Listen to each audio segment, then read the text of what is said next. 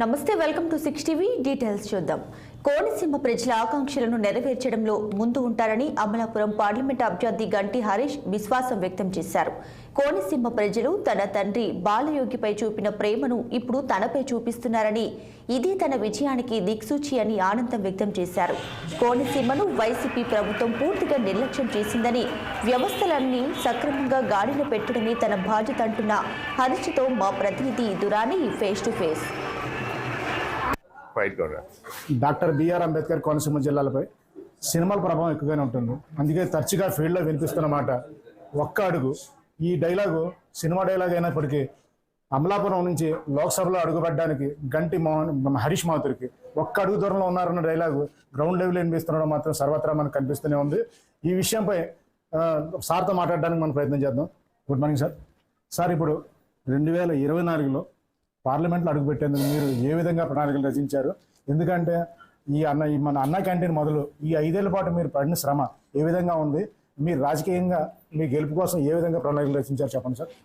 అంటే ఈ 5 సంవత్సరాలు మొన్న 2019లోని నేను సుమారు 37,000 ఓట్లతోనే స్వల్ప మెజారిటీ వైసీపీ క్యాండిడేట్ గెలతో ఓడిపోవడం జరిగింది.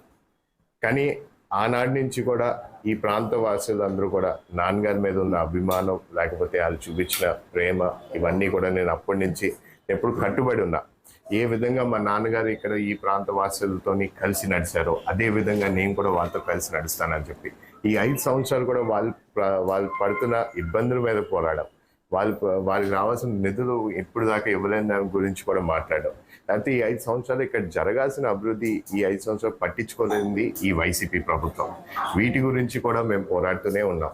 ఆనాడు ఈ ప్రాంతంలోని ఎప్పుడో ఒక్కసారి ఆ నాన్నగారు నెరవేరిన ఆశయం, ఆ రోజున ఆయన అనుకున్నారు ఇక్కడ ఖచ్చితంగా ఒక రైల్వే లైన్ ఉండాలి. దీనివల్ల ఏంటంటే ఇప్పుడు దాకా ఉన్నది ఓన్లీ రోడ్ ట్రాన్స్పోర్టేషన్. రేపన్నాడు రైల్వే లైన్ ఉంటే మరొక విధంగా ఒక ట్రాన్స్పోర్టేషన్ ఏర్పాటు అవుతుంది. దీనివల్ల టూరిజం పెరుగుతుంది, దీనివల్ల ట్రావెలింగ్ పెరుగుతుంది, దీనివల్ల మనకి ఫార్మర్స్ మన మేజర్ క్రాప్ మన కోకోనట్ దానికి కూడా ఇంపోర్ట్ అండ్ ఎక్స్పోర్ట్ రేట్లు కూడా పెరిగే అవకాశాలు కూడా ఉన్నాయి. ఇలాంటి అనేక అభివృద్ధి కార్యక్రమాలు ఉన్నాయి. కానీ ఈ 5 సంవత్సరాలు ఈ వైసీపీ ప్రభుత్వం ఒక ఛాన్స్ అని చెప్పి అధికారంలోకి వచ్చి ఇప్పుడు దాకా కూడా ఈ వెయిట్ మీద కూడా పట్టించుకోలేని పరిస్థితి. ఈ 5 సంవత్సరాలు కూడా ఎక్కడ కూడా మీరు చూస్తే ఈ పార్లమెంట్ పరిధిలోని ఏం అభివృద్ధి కూడా జరగలేదు. అలాగే ఈ స్థానికంగా ఈ ప్రజలు కూడా ఎప్పటి నుంచి ఇవన్నీ కోరుకున్నారు. కానీ ఎక్కడా కూడా ఈ 5 సంవత్సరాలు ఇక్కడ స్థానికంగా ఉన్న మినిస్ట్రీ అయినా, లేకపోతే ఇక్కడ ఉన్న వైసీపీ ఎంపీ అయినా పార్లమెంట్లోని పరిధిలోని పార్లమెంట్ సెషన్స్లో కూడా మాట్లాడిన పరిస్థితి. నేను ఎప్పుడు ప్రజలకు ఒకే హామీ ఇచ్చాను, ఇవన్నీ అభివృద్ధి ఖచ్చితంగా మేము చేసి పెడతామని కూడా వారికి ఒక మాట ఇచ్చాను. పార్లమెంట్ నియోజకవర్గ పరిధిలో ఎక్కడ చూసినా సరే ప్రత్యర్థులకు అందినంత దూరంలో మీరు ఉన్నారు. ప్రజాభిమానం విపరీతంగా మీ పక్షానే ఉంది. ఒకవేళ అదృష్టవశాత్తు మీరు గెలవడం ఖాయం. గెలిచిన తర్వాత మీరు ప్రజలకు అందించే కార్యక్రమాలు ఏంటి? కొద్దిగా స్పష్టంగా చెప్పండి సార్. ఒకటే నేను ప్రజలందరికీ తెలియజేసుకున్నా, రేపన్నాడు అధికారంకి వచ్చిన తర్వాత ఆ రైల్వే లైన్ అనేది పూర్తి చేసే బాధ్యత నేను తీసుకుంటానని తెలియజేసుకున్నా.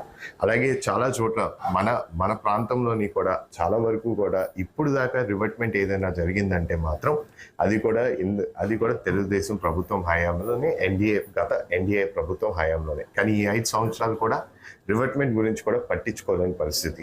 ఇక్కడ చాలా ఇంపార్టెంట్ క్రిటికల్ రివర్ట్మెంట్ అనేది. ఈ రోజు అది లేకపోవడం వల్ల మనం చాలా వరకు ఎకరాల భూమి కూడా సముద్రంలో కలిసిపోతుంది. కానీ ఈరోజు ఆ రివర్ట్మెంట్ పూర్తి చేసే బాధ్యత మేము తీసుకుంటాను. చాలా చోట్ల కూడా ఇప్పుడు దాకా కూడా తాగునీటి సమస్య ఉంది.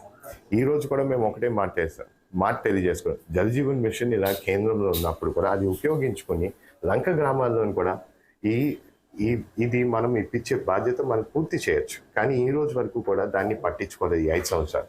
నిన్న కూడా మేము వెళ్ళాం కొన్ని గ్రామాలకు వెళ్ళినప్పుడు, ఈ చింతలమూరి మన మల్కీపురంలోని, లేకపోతే ఇవన్నీ ప్రాంతాల్లోని ఈ రోజు వరకు కూడా వారికి వాటర్ ట్యాంకర్లు కూడా సరిపోలేని పరిస్థితి. ఆనాడు వాటర్ ట్యాంక్ కట్టింది మేమే, కానీ ఈరోజు అది సరిపోలేని పరిస్థితి. ఈ 5 సంవత్సరాలు వాళ్ళు ఇంకో వాటర్ ట్యాంక్ కట్టుంటే వాళ్ళు కూడా సఫిషియెంట్ వాటర్ సప్లై ఉండేది. కానీ వాళ్ళు పట్టించుకోలేని పరిస్థితి.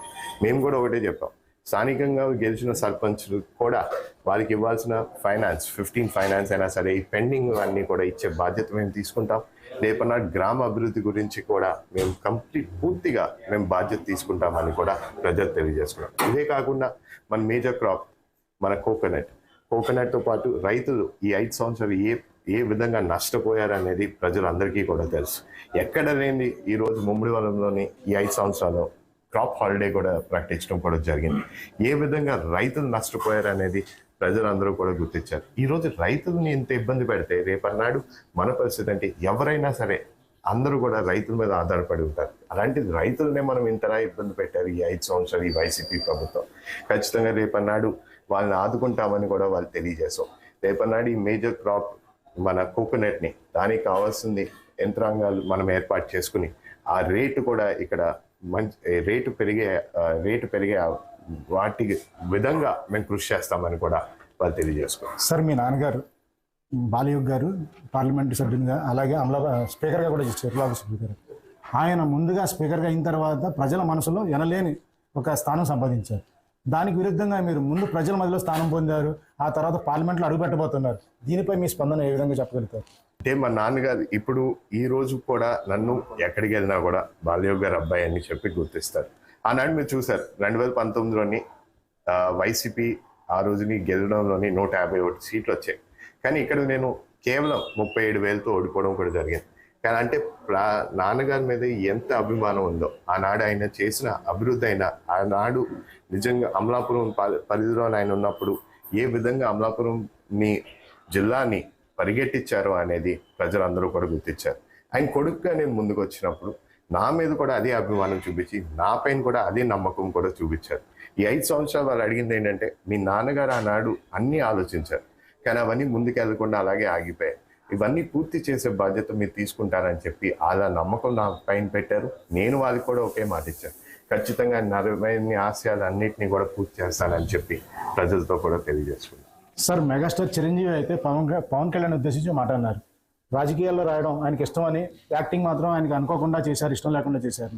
ఇదే మాట కాస్త మీ గురించి చెప్పాలంటే మీరు రాజకీయాల్లో యాక్సిడెంట్లుగా వచ్చినా సరే ప్రజాసేవ మాత్రం చాలా ఇంట్రెస్ట్గా బాగానే చేస్తున్నారు. ఈ విషయంలో మీ స్పందన ఎలా ఉంది? దీని గురించి మీరు ఏం చెప్తారు? అంటే నేనైతే ఒకటే చెప్తానండి, నిజంగా నేను మాత్రం ఆనాడు మా నాన్నగారు చనిపోయినప్పుడు నేను చాలా తక్కువ వయసులో ఉన్నాను. ఆనాడు ఒకటే మా అమ్మగారు ఒక నిర్ణయం తీసుకున్నారు, రేపన్నాడు మీ చదువు చాలా ఇంపార్టెంట్, రేపన్నాడు ఫస్ట్ మీ అందరి చదువు గురించి, లేకపోతే మీకు రేపు మిమ్మల్ని మీ కాళ్ళ మీద నిలబెట్టే బాధ్యత మా అమ్మగారు తీసుకున్నారు. దీని గురించి ముందు మనం ఫస్ట్ వర్కౌట్ చేసుకున్నాం. దాని తర్వాత ఎప్పుడన్నా సరే మీకు నాన్నగారు ఇక్కడ పాలిటిక్స్ అనేది అది ఎప్పుడు మీకు కూడా బాగానే మీకు కూడా ఇంట్రెస్ట్ ఉంది. ఆ విధంగా నువ్వు ఫస్ట్ మీ కాళ్ళ మీద నిలబెట్టి దాని తర్వాత నువ్వు రాజకీయాల్లోకి ఎంటర్ అవ్వాలని చెప్పి ఆవిడే తెలియజేసుకున్నారు. ఆ విధంగానే నేను కూడా నాన్నగారు చనిపోయినప్పటి నుంచి గత సుమారు 2016 వరకు కూడా నేను రాజకీయంగా దూరం ఉన్నా. కానీ 19లో టికెట్ నాకు అనౌన్స్ చేసినప్పటి నుంచి ఇప్పుడు దాకా మాత్రం ప్రజల మధ్యలో ఉంటూ వాళ్ళ సమస్యలు తెలుసుకుంటూ ఈ పార్లమెంట్ని ఎలా అభివృద్ధి చేయాలని చెప్పి ప్రజలకే తెలియజేసుకుంటాం. యంగ్ టర్క్ అయిన హరీష్ మాథూర్ త్వరలోనే ఈ మరో 3 రోజుల్లో ముగియనున్న ఈ ఎన్నికల్లో మాత్రం దారులన్నీ కూడా అమలాపురం దారులన్నీ కూడా అంటే అమలాపురం ప్రజలందరూ ఓన్ చేసుకున్నారు గంటి హరీష్ మాథూర్ గారిని. ఈ అమలాపురం ఓటర్లందరూ కూడా పోలింగ్ బూత్ల వైపు వరుసగా బారులు తీరుతున్నారు. విజయానికి బావుట ఎగరేస్తామని ఖచ్చితంగా చెప్తున్నారు. వీడియోని షినీతో నదీం ఖందురాని